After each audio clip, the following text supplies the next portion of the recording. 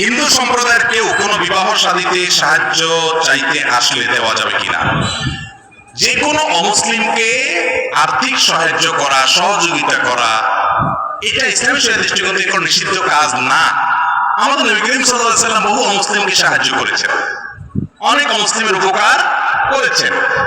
তাদেরকে হাওলাত দিতে পারবেন, টাকা পয়সা ধার দিতে পারবেন, কোনো অসুবিধা নেই। তবে আপনার থেকে টাকা নিয়ে সে পুজো করবে, গুনাহের কাজ করবে, আল্লাহর ইবাদতের কাজ করবে, শিরকের কাজ করবে, সেখানে আপনি টাকা দিতে পারবেন না।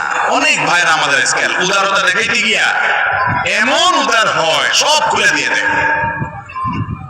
এজন্য আল্লাহর সঙ্গে শিরক করলে এটা শুধু অমুসলিম ভাইদের উপর না, মুসলমানদের কথা একই কথা।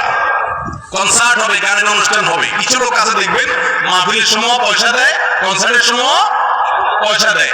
বা মুসলমান আল্লাহ আল্লাহ, বা হিন্দু রাম রাম।